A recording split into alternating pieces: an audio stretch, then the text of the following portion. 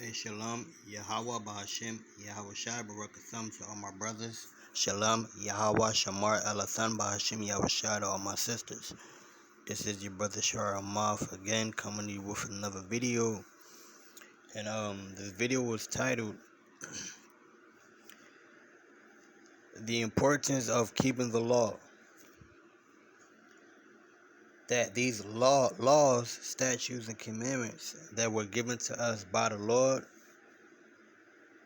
and spoken through Moses, Jeremiah, Isaiah, Amos, and the rest of the prophets.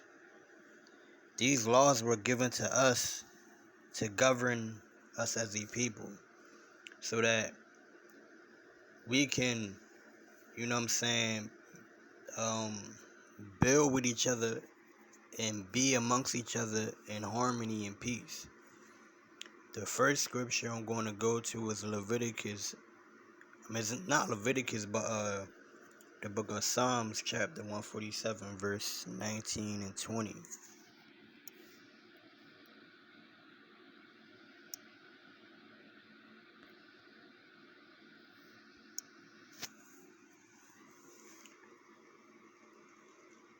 The book of Psalms, chapter 147, verse 19. He showeth his word unto Jacob, his statutes and his judgments unto Israel. Jacob is the father of the 12 tribes of Israel. The Lord have showed his laws, statutes, and commandments unto Jacob. Right?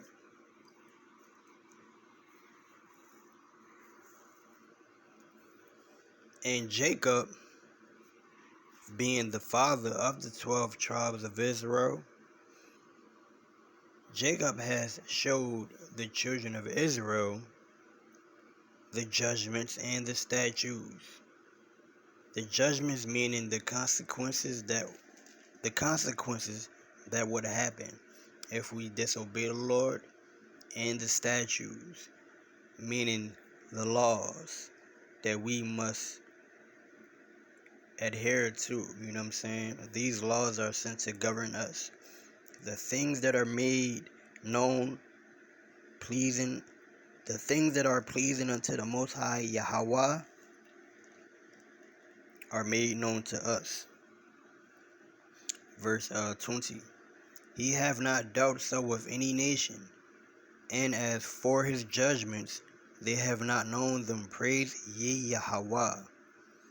The Lord, he did not give these laws, statutes, and commandments unto any other nation except the so-called blacks, Hispanics, Native Americans, and North, Central, and South America. We are the original Jews of the Bible, right? These laws are to govern us as a people.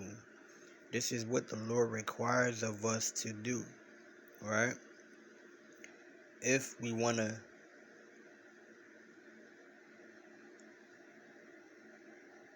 be a part of the kingdom, we got to keep the Commonwealth of Israel, and that is to apply the laws of the Lord to your life. So, the law, statutes, and commandments, the Lord never gave them to any other nation, but to Jacob and his 12 sons, which grew up to be the 12 tribes of Israel, right?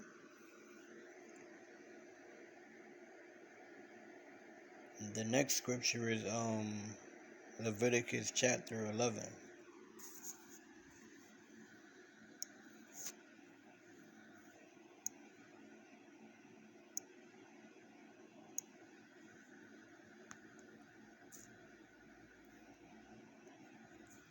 Leviticus chapter 11 and verse 1. And Yahweh spake unto Moses and to Aaron, saying unto them, Speak unto the children of Israel, saying, These are the beasts which ye shall eat among all the beasts that are on the earth. So this is a law. This is called the Dietary Law in the book of Leviticus chapter 11. So the Lord is speaking to Moses and Aaron, and the Lord tells Moses and Aaron to speak into the children of Israel and to basically tell them that what of the beasts they can eat, or what kind of beasts they can eat that dwell on earth, right? Verse 3. Whatsoever parteth the hoof, and is cloven footed, and cheweth the cud among the beasts, that shall ye eat. So basically, right,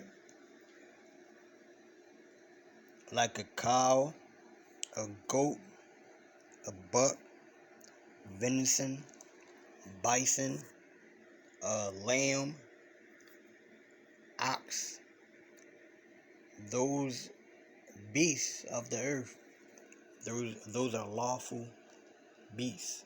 Those are lawful to eat. Verse 4. Nevertheless, ye shall not eat of them that chew the cud. Slakia. Nevertheless, these shall ye not eat of them that chew the cud,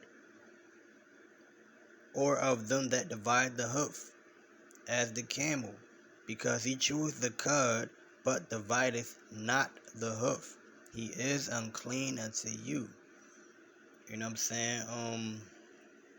Even the camel was an unclean animal. That's a beast of the earth, which is unclean. We shouldn't be eating that, right? Verse 5. It's like, I'm gonna just go down to verse 7.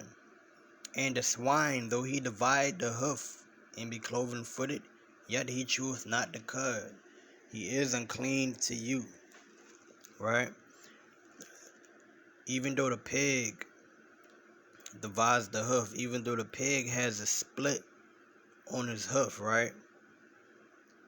But the pig does not eat grass. The pig is the garbage disposal of the earth, right?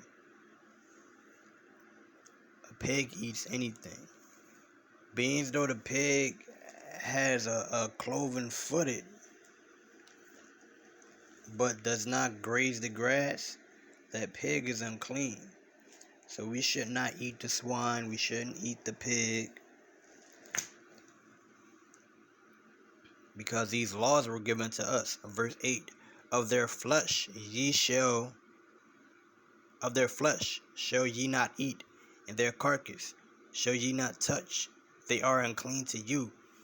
So we shouldn't touch pigs. You know what I'm saying?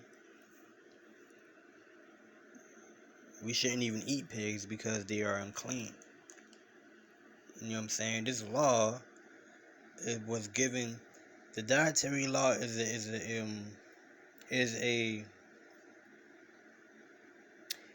diet of a royal people. Savages and scavengers. You know what I'm saying? They eat anything that could fill their belly. You know what I'm saying? Crabs, shrimps, lobster. That is what scavengers eat, because crab, shrimp, and lobsters are scavengers as well.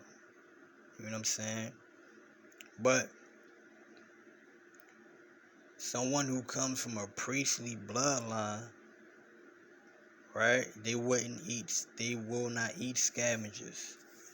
They're going to stick to that dietary law that the Lord has put in place. Being all of wisdom, because He know that the clean animals that we can eat and the unclean animals that we cannot eat. Verse 9. These shall ye eat of all that are in the waters, whatsoever have fins and scales in the waters and in the seas and in the rivers, them shall ye eat. So now he's basically telling us that these are the things that we can eat that's in the waters. They gotta have fins and scales in the seas, the rivers, and in the waters. If they have fins and scales, we can eat them. Verse 10. And all that have not fins and scales in the seas and in the rivers, of all that move in the waters, and of any living thing which is in the waters, they shall be an abomination unto you. So anything that is in the seas, the rivers, the waters, that does not have fins and scales, shall be an abomination, shall be looked at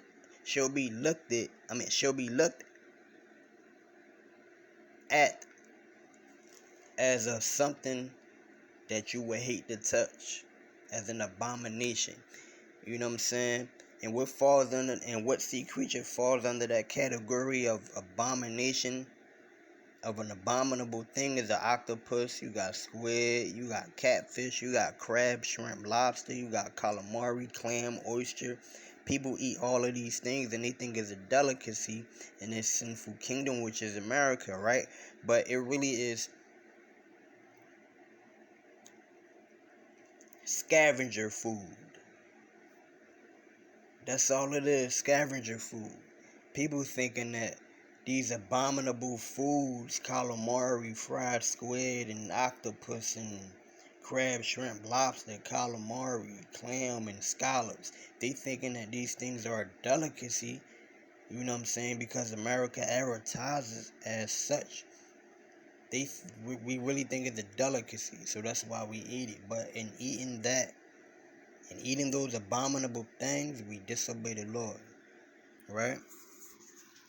Anything that does not have fins and scales in the rivers and the waters and in the seas shall be looked at by you as an abominable thing. You know what I'm saying? You shouldn't even touch them. Right? So the next scripture is the book of Leviticus chapter 18.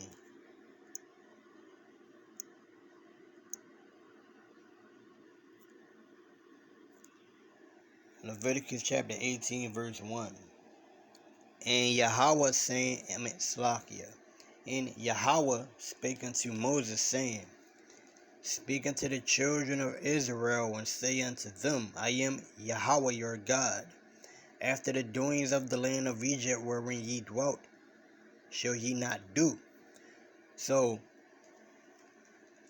the things that we saw the Egyptians doing when we were enslaved and living in Egypt, the Lord told us not to do those things, right?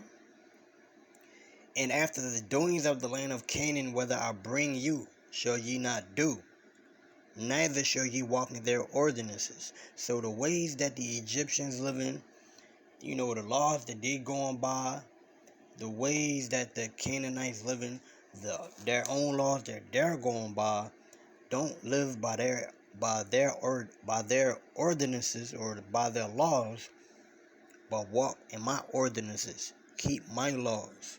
The laws that I gave to your father Jacob to teach Israel, which is the 12 tribes, those laws, statutes, and commandments, walk in those ordinances, walk in those laws, walk in those statutes. Don't do what the Egyptians and the Canaanites have done. Verse 4. Ye shall do my judgments and keep my ordinances to walk therein. I am Yahweh your God. So just because you got the Egyptians and the Canaanites, they basically keeping their own laws and committing all types of abominable acts and eating all types of abominable foods, and because it is the normal thing to do, don't do that. But keep the law, statutes, and the commandments, which I only showed to you in Psalms chapter 147, verse 19 and 20. Verse 5. Ye shall therefore keep my statutes and my judgments. If a man do, he shall live in them. I am Yahweh. Keep the Lord's statutes and his commandments. It's that easy. These commandments are not hard at all. It's not hard to not eat pork. It's not hard to not eat shrimp, crab, and lobster.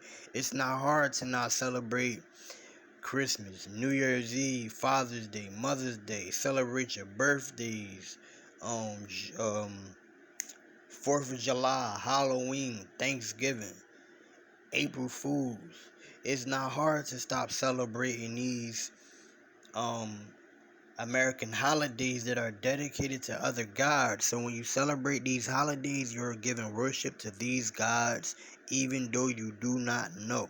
It's not hard to stop these things. It's not hard at all. You know what I'm saying?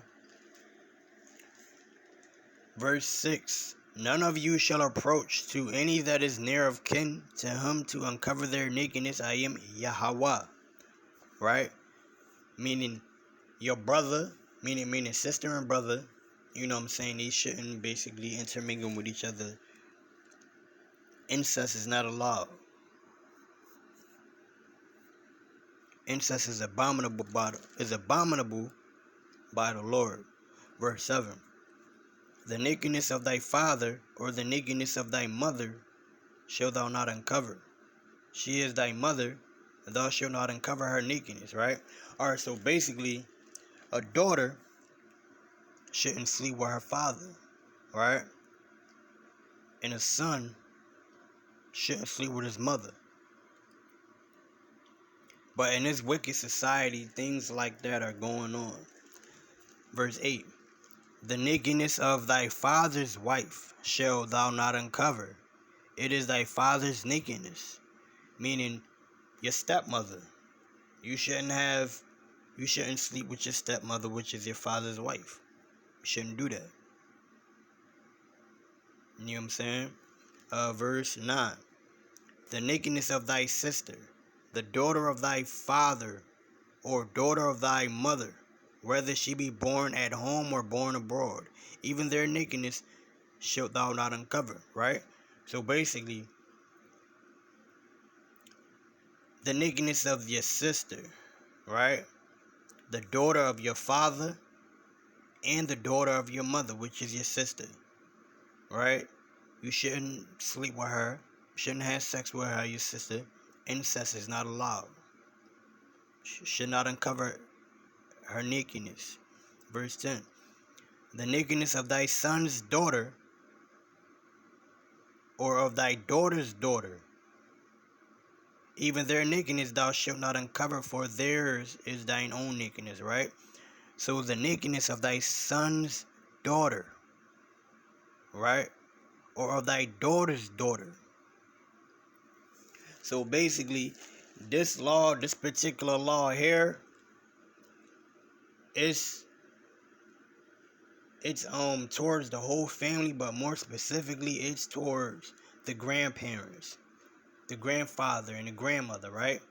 The nakedness of thy son's daughter, or of thy daughter's daughter, even their nakedness thou shalt not uncover, for theirs is thine own nakedness, right? Now, say for instance, if you had a daughter, and your daughter got married, and she had a daughter, right? Your daughter's daughter is your granddaughter. You should not go and uncover your granddaughter's nakedness by sleeping with her, by molesting her. You shouldn't do that. The Lord is against that. Verse 11. The nakedness of thy father's wife, daughter, begotten of thy father, she is thy sister. Thou shalt not uncover her nakedness. Alright, I'm going to say it again. The nakedness of thy father's wife's daughter, begotten of thy father, she is thy sister.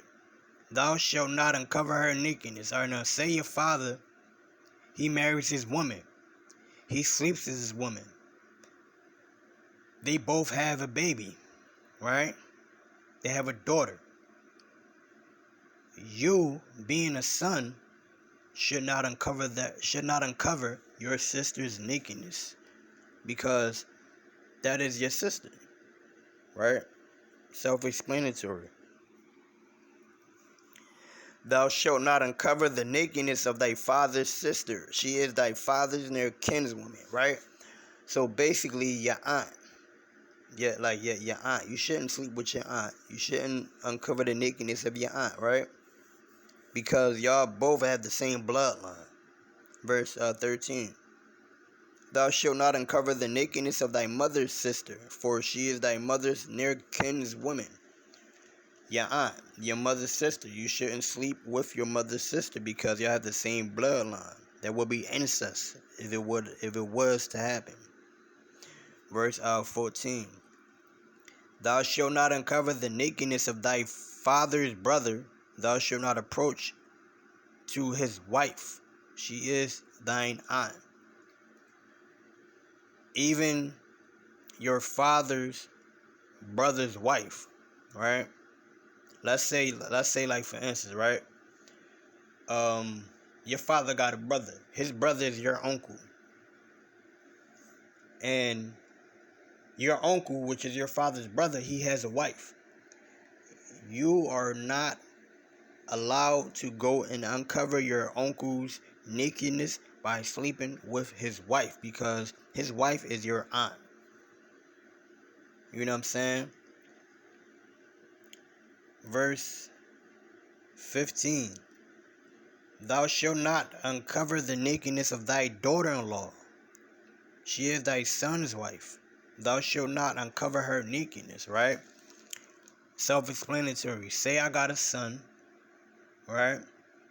And he has a wife, right? I cannot go and try to sleep with her. Why? Because that is my son's wife. Uncovering her nakedness would be sleeping with her. Uncovering her nakedness would mean sleeping with her, right? If my son had a husband, if my son had a wife, I would not be able to go uncover her nakedness, going by the law. Because if I was to uncover her nakedness, that would be a sin, right? This woman is my son's wife. Her nakedness is for my son to see, and only for him to see. Verse 16. Thou shalt not uncover the nakedness of thy brother's wife. It is thy brother's nakedness, right?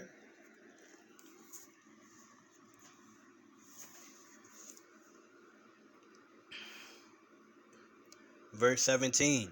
Thou shalt not uncover the nakedness of a woman in her daughter, neither shalt thou take her son's daughter or her daughter's daughter to uncover her nakedness, for they are her near kinswoman. It is wickedness, right? So a man, say a man talks to the mother and the daughter, and this man gets the mother and the daughter and basically uncovers their nakedness, right? Basically tries to have a threesome with them or whatever. You shouldn't do that. You shouldn't do that. That's a sin. That's wrong. That's wrong.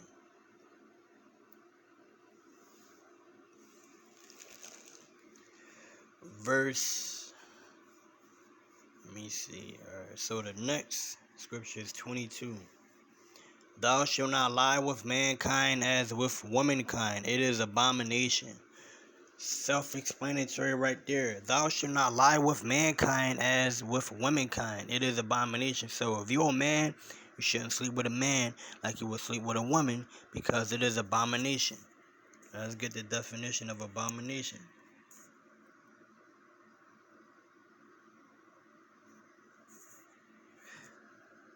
Outline of biblical usage. A disgusting thing. Abomination. Abominable. Right? An ethical sense of wickedness. Right?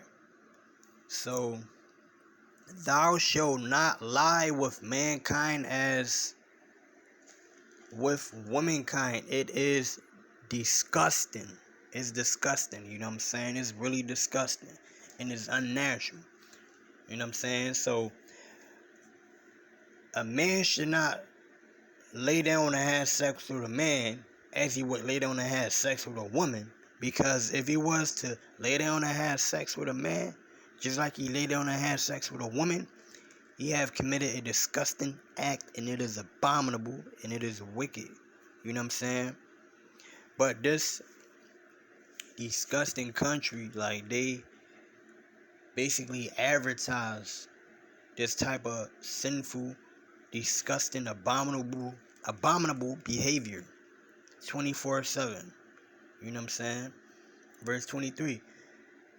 Neither shalt thou lie with any beast to defile thyself therewith, neither shall any woman stand before a beast to lie down thereto. It is confusion. Even in Canada, in certain countries as well, bestiality is legal. They got a whole farm in Denmark where these like farmers, like, they go to this farm and they have sex with sheeps. With sheep, with cattle, when they shoot the sheep up with butt injections. I mean, yeah, it's true. Bestiality is legal in Canada. People do have sex with bulls. You know what I'm saying? Cows, goats, sheep. They're disgusting. Doing these abominable things, alright? So if you sleep with a man just like you would sleep with a woman, you are disgusting unto the Lord. You are disgusting to the Lord if you lie down with a man and have sex with a man. The same way you lie down with a woman and have sex with a woman, the Lord thinks you are disgusting. There is no if, no ands, and no buts about it. If you indulge in that type of behavior, the Lord looks at you as a disgusting, wicked, abominable thing. The next scripture is the book of Numbers, chapter 15, verse 38.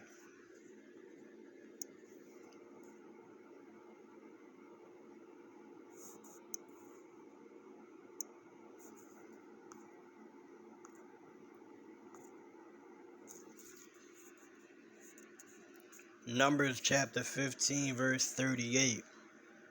Speak unto the children of Israel, and bid them that they make them fringes in the borders of their garments throughout their generations, and that they make upon the fringe of the borders a ribbon of blue. Right? This is the dress code for the Hebrew Israelites. You know what I'm saying? If you got fringes in border, if you have fringes in the border of blue on, you will be recognized as a Hebrew out on the streets. Out on the streets, you will be recognized as a Hebrew. You have fringes and a ribbon of blue on, right? Even in the pictures you take, you have your fringes and your ribbon of blue on, right? You're going to be recognized, and people are going to instantly know that you're a Hebrew because of the dress code. But it's just not the dress code is not a fashion statement. It's also a commandment as well, right? It's a commandment. Verse 39. And it shall be unto you for a fringe, that ye may look upon it and remember all the commandments of Yahweh and do them, and that ye seek not after your own heart, meaning your own mind and your own eyes, after which ye used to go a whoring, right? Basically meaning that we wear the fringes so we do not disobey the commandments of the Lord. That's what we wear the fringes for. And we wear the fringes to keep us on track. You know what I'm saying? To keep us on track. If we know that we are not supposed, if we know that, you know what I'm saying, a wicked thought come in our mind of doing something that we're not supposed to do, we're supposed to be able to look down at our fringes and say, look, I'm not supposed to be doing that. I'm supposed to be walking how I ought to walk. You know what I'm saying? I'm supposed to be proving that I am in the faith, that I do believe in Yahweh Shai, the Christ. You know what I'm saying? It's not hard to keep these commandments It's not hard to apply the commandments to your life. It's just us who makes excuses. Exodus chapter 20, verse 1.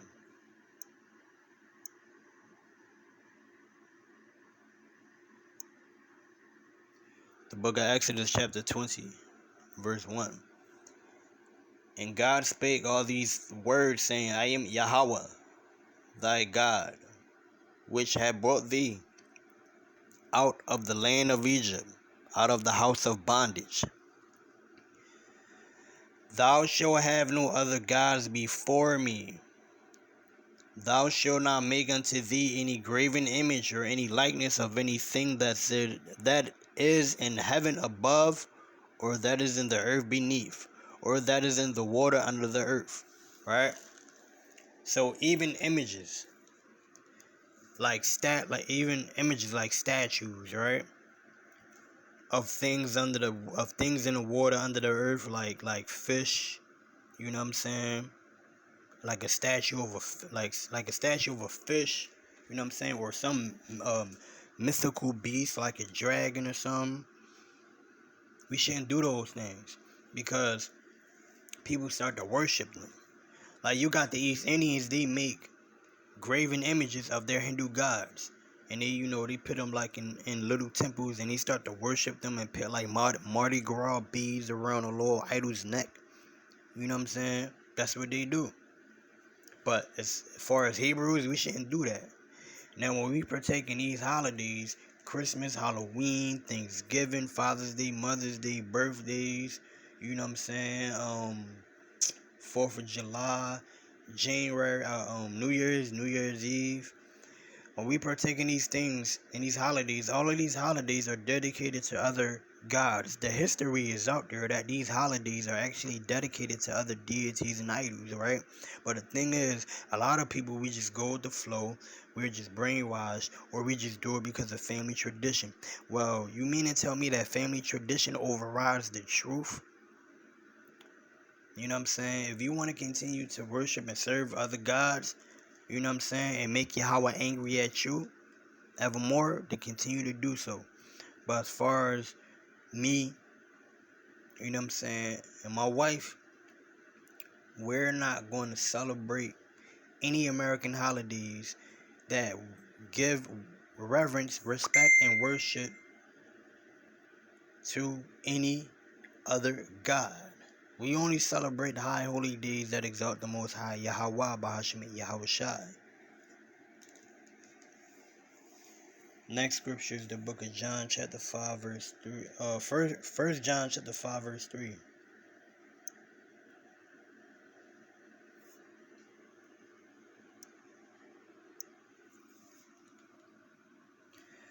The book of First John chapter 5 and verse 3.